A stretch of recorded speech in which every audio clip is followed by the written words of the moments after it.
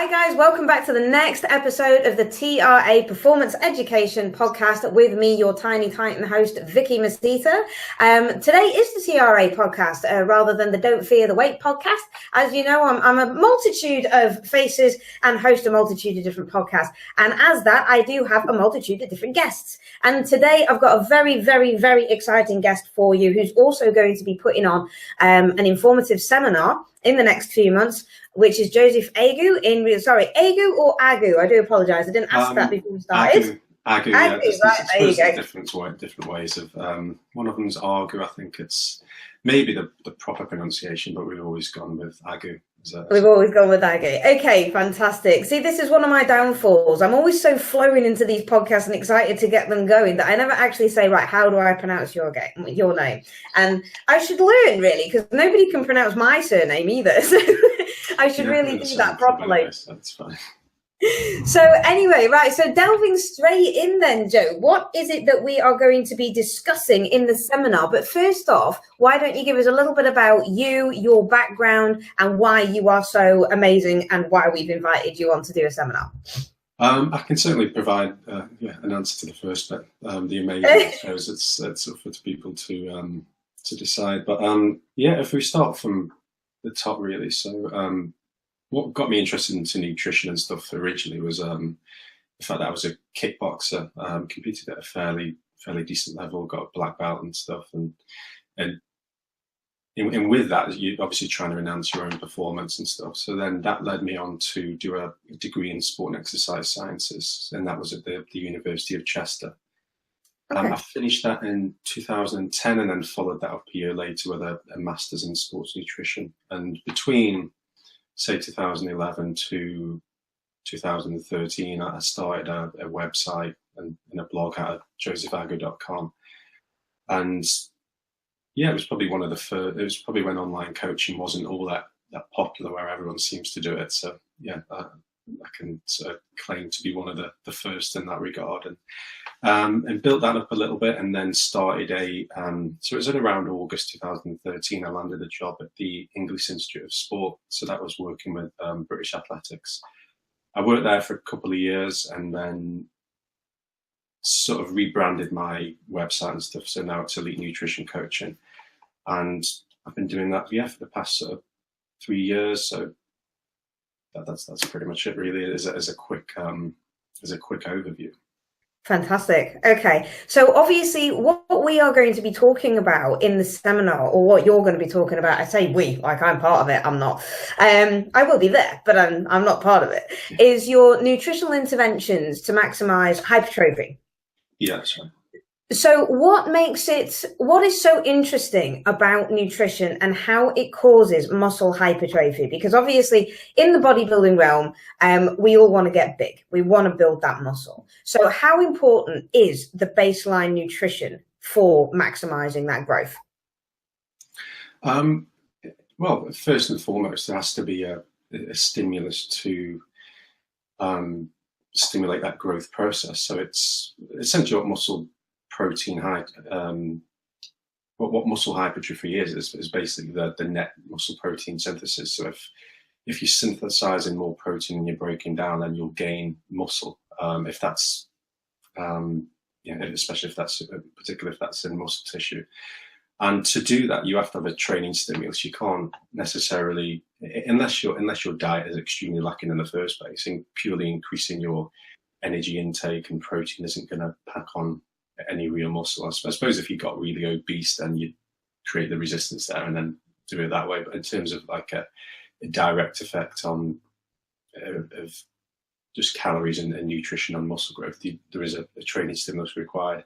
Assuming that stimulus is in place, and this is what the topic of the seminar will be about, it's focusing purely on the nutrition intervention. So we're assuming that stuff like training and sleep and things like that are optimized. So in terms of nutrition, there's a few. Well, it must be a couple of years ago. I created like one of the fitness industry's obsessive pyramids. So I created one myself, and at the bottom of that, we've got total daily energy intake, which is if energy intake's lacking, then you're not really going to optimize muscle gain, because yeah, you need to be in an anabolic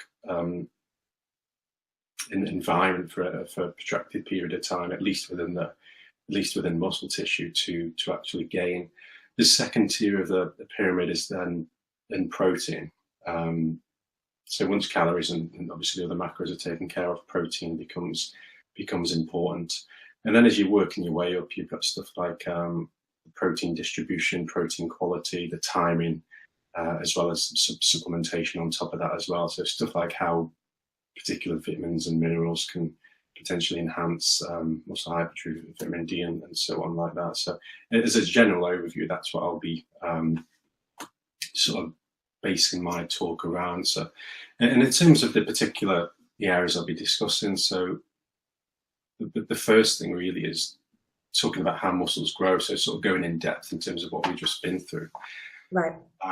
Goal setting. So yeah, trying to establish what's actually realistic for somebody to achieve, because a lot of people go in the gym, they see the favorite, I don't know, men's fitness cover model and stuff, and they think they can get a physique like that within a couple of years, and especially naturally. Whereas you've got to consider that these guys they're the genetic elite for a start. They're likely going to be using gear. They've probably been training for at least a decade. Yeah. So they've got everything. So in terms of their baseline, they're probably 50 pounds of muscle ahead of these guys that are starting out. So it's just trying to put into context the actual rates that people can expect, what's realistic, how much muscle you can gain naturally. Yeah, because I think if people generally set the bar too high in terms of expectations, they tend to give up pretty quickly because they see themselves as failures ultimately. So it's similar to fat loss. When you see people, I think there was a Dr. Oz thing that I saw last week saying 14 pounds of fat loss or weight loss per week. I was like, well, maybe you could get that. Pounds? Yeah, I was like, you could probably get that in a week at a push, but a lot of that's going to be water, glycogen, and so on, and probably only really applicable for the obese. But yeah, to do that on a weekly basis is going to be impossible unless you start chopping limbs and chopping limbs. Well, definitely. We're talking about the biggest loser scenario as well, aren't we? Where the fact is it was all based on scale weight, and all of that weight that the biggest loser contestants actually lost was down to water, glycogen, and a hell of a lot of muscle tissue as well. So, and even then, you know, sometimes their weight stalled and it was going down to 2 or 3 pounds a week. And, you know, yeah, so it's 14 pounds in a week every week is completely unrealistic, like you were saying. It just demonstrates the quackery that people like these are. I think doctors and television don't really mix that well in terms of getting any accurate science.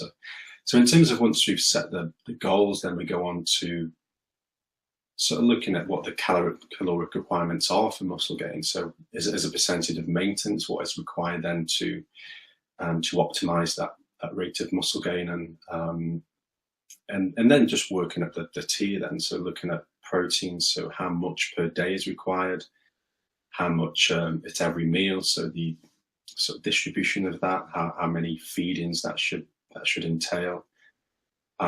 So around workout nutrition as well. So what's required to optimize the sort of the protein synthetic response around exercise, the difference between different protein sources, looking at stuff like amino acid supplementation, the co-ingestion of the nutrients. So an article of mine was published in the Alan Aragon Research Review this month. It was the March issue, so it was published a couple of weeks ago. Yeah. So I was discussing the effects of protein combined with sort of moderate to high fat in the post-exercise window, and whether that affects, say, muscle hypertrophy. And the short version that it generally doesn't. But yeah, so it's just expanding on a lot of the research in that regard, and so in sort of quashing some of those sort of bro science myths that you get as well. And that's one of them, that you shouldn't mix protein with fat after exercise because it slows everything down, and sure, you should have a load of carbs because of the insulin spike. Both of those are untrue, of course, and so it's just trying to go through and trying to really pinpoint what actually drives or actually supports the anabolic response created by the workout, and trying to hit the hit the main factors within that, because you see a lot of the time people spend their time focusing on variables that don't matter so much, like post-exercise protein, when they've no idea of how many calories they're consuming in a day, they've no idea of how much protein.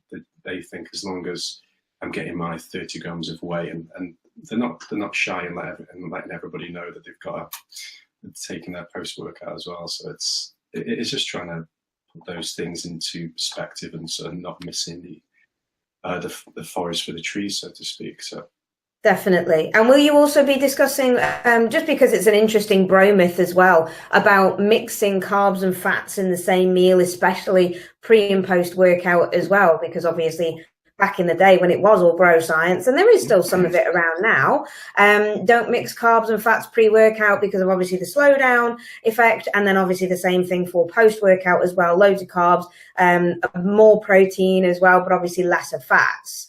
Now, I'm not a fan of that, and I actually have mixed meals as well, but apparently mixing carbs and fats, according to the bros, that's what makes you fat.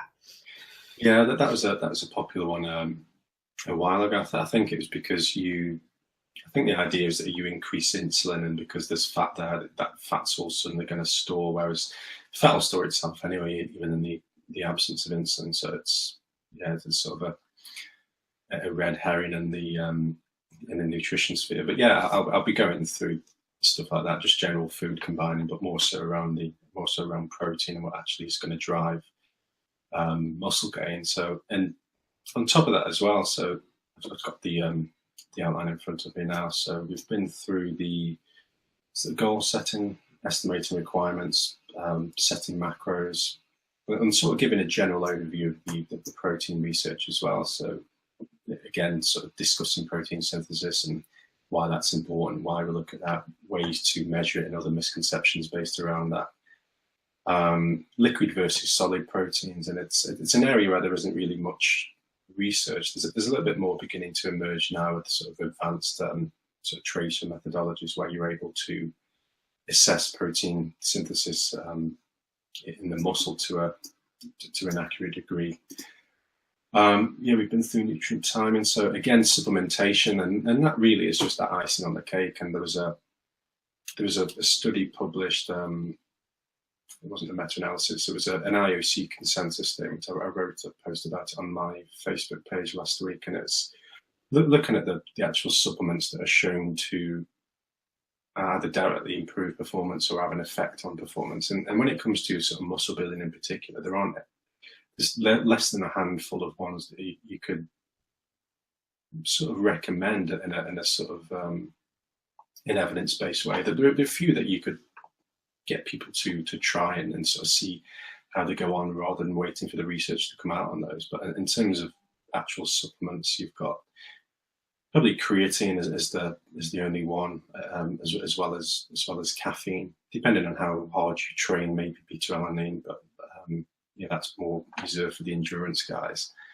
And besides that, obviously you've got sort of macronutrient replacements, so like protein can come in useful, but that's nothing that you can't get from your diet anyway, and there's essentially no particular advantage in consuming.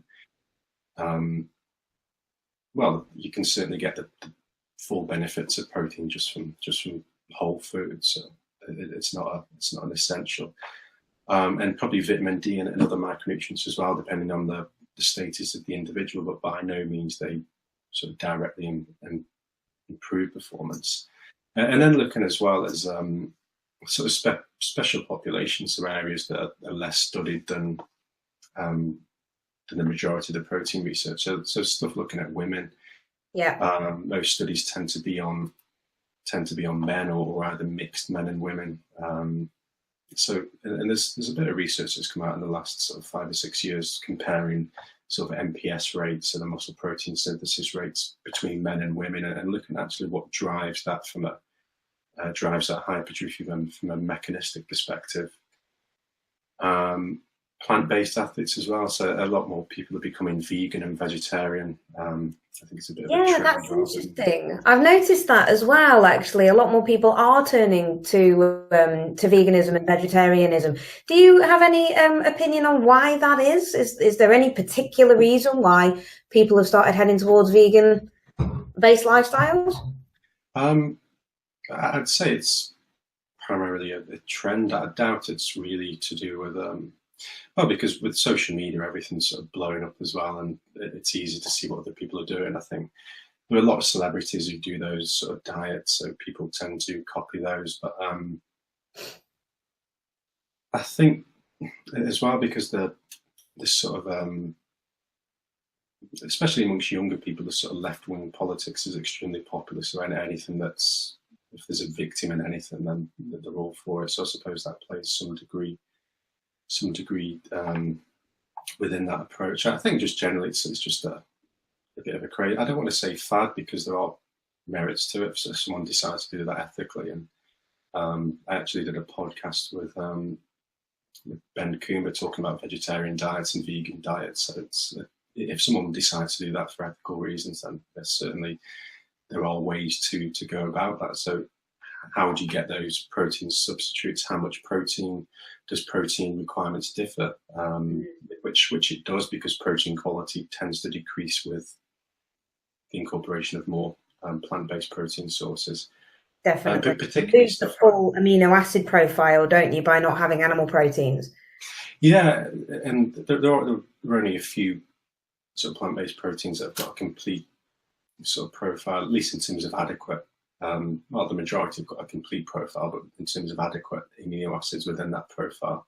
I suppose one way of getting around that is by mixing proteins. Another way is by sort of supplementing or spiking those protein meals with stuff like leucine, so the main sort of branched chain amino acid responsible for the sort of signaling process and muscle protein synthesis. So, and then the elderly as well. There's a podcast by Stu Phillips, I think it only came out yesterday, and he said, by, at least in Canada, this is, he's based over in Canada, a sort of well-known protein researcher, and by the sort of next 20 years or maybe even 15 years, that a quarter of the population will be over 65, and because we know that with aging there's generally a loss of muscle mass associated with that age, and especially if you don't resistance train, the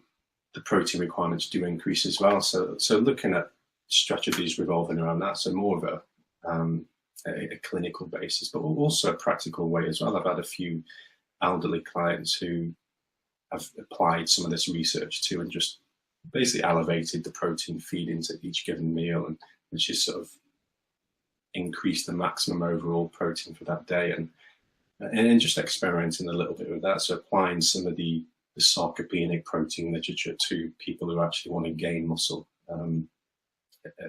at an old age, which you can do by all means. If there's no reason why someone over, say, 65, 70 can't go in the gym and start smashing personal best, especially if they've never resistance trained before. So Absolutely. and it's certainly one of the best anti-aging protocols out there. There's actually maintaining or gaining muscle at an old age. It prevents the flight, especially because it promotes bone health as well. Having had the load and the sort of time under tension with the load, it promotes the bone health. So your susceptibility to fractures and falls are going to be greatly diminished. The ability to even carry out daily tasks as well are also important. Like if someone's got grandkids and they can't pick them up because they've got a bad back or anything like that, or even physically unable to, then all these stuff are quite important. And then, yeah, because I appreciate a lot of this is theory based as well, and the presentation. So trying to tie this up as well with some case studies. So using one from a sort of professional athlete, so working with a track and field athlete within British athletics. Say a gym going male, a gym going female, and say an elderly client as well, and sort of going through how I adjust those different practices and how those look in real life as well, because it's all well and good saying you've got to eat at 10% above maintenance, or you've got to consume 2 grams per kilo of protein, but how does that then translate to what you recommend to the client? How do you keep them on top of things with that? Yeah, so trying to get that practical approach as well, and although a lot of the information is going to be theory based, some of it's going to be drawn from some practical experience as well, because a lot of the, as you'll know, like reading research yourself, there are gaps in the literature that we have to sort of fill with experience and sort of the best guess based on what we know about physiology and so on, to try to promote the best response that we can. For sure, absolutely. It's going to be interesting, definitely, to hear your thoughts on female athletics, aesthetics, should I say, especially for muscle hypertrophy, because that is one of the main reasons as to why I started a podcast, because of the gaps in the literature. I just wanted to make sure, because, you know, I've been trying to get big for years, and it still hasn't happened yet. Hence the reason why I'm known as the tiny titan, or the mighty midget, whichever one you want to call me, really. But yeah, so that's going to be very interesting as well. Is there anything that you'd like to kind of finish off on, that's something you're going to talk about that realistically, in your viewpoint, is a massive gap in the literature? It's a difficult one, because a lot of them have got, like, if we go through the list now, so probably I'm going to quash some of the effects on hormones. It's sort of come and gone now, the whole biosignature thing. But yeah, looking at, because some people deliberately withhold nutrients, say post-exercise, to get an enhanced growth hormone release, and sort of trying to rationalize that, see what the research says around that, and probably tapping into the training a bit as well, and sort of trying to put the effects of elevating testosterone and stuff like that into context, because there's, in terms of training at least, there's an idea that if you train a large body part before a small body part, you'll increase testosterone and other sort of anabolic hormones. And then if you train, say, arms, for example, after that, you're going to bathe the arms in that elevated testosterone, and that's going to enhance muscle gain. The first half of that's true. You will enhance testosterone and other sort of potentially anabolic hormones, but the effects then on hypertrophy are going to be negligible. So, and then that sort of plays into the differences between men and women as well, because absolutely, yeah, the relative protein synthetic response after training is almost identical between men and women. You by looking at a data set, you couldn't tell whether one group's a man or a woman, because they're, like I said, they're pretty much identical. It's but that doesn't necessarily mean that, I suppose, an error from that, or a misconception from that, is women gain or have the same capacity for growth as a man, which is not true, primarily because of the starting point. Men start with a relatively higher level of lean body mass, particularly in the upper body, almost, I think, double in the upper body, and then maybe a third more in the lower body on average, or around that sort of mark. So trying to put stuff like that into perspective as well. So I think there'll be a lot of sort of ground that will be that I haven't really seen being covered, and in sort of more the in sort of seminars and stuff like that. So yeah, hopefully I bring a unique factor in that regard. Definitely. I'm really excited about that one as well. Well, okay, excellent. Well, I'm obviously very conscious about the time that you have here, Joe, so I appreciate you obviously giving us a little bit of an overview about what you're going to be talking about in the seminar. Can you just tell everybody who's listening where they can find out a little bit more about you, where they can buy the tickets for your seminar for, which obviously I'll put all of the links in underneath this podcast as well on the YouTube channel? Yeah, sure. So my website is www.elitenutritioncoaching.com. Elite Nutrition Coaching, all one word. Yeah. My Facebook page, where I probably update most frequently, is facebook.com/Joseph Agu Nutrition. Again, that's all one word. Twitter is @Joseph Agu. That's all one word as well. There's no sort of hyphens or anything like that. So that's pretty much it. I'm on LinkedIn as well, so I tend not to look at that or update it. But I suppose unless I change my sort of career path, then that's going to be that idle for the next few years. So yeah, that's pretty much it. And in terms of buying tickets for the seminar, so the seminar itself will be on the 16th of July, isn't it? Correct. So yeah, where we're now about 3 months away. Yeah, that's right. And the tickets can be found at the TRA website. I'm not sure the actual name, but like you said, that will be posted in the show notes as well. So that's right. So we'll put all of those down, which is fab. Okay, so Joe, I am extremely excited and looking forward to hearing your seminar then in a few months' time. And I'll make sure to tag you in all the posts that we get along here. And again, thank you very much for your time, guys. That is it from me and the TRA team. Again, lots of love from myself, the Tiny Titan, or the Mighty Midget, whichever one you want to call me. And of course, those two ugly buggers, Paul and Lee. And we will speak to you again in the next episode. Okay, ciao. Cheers. Thanks a lot.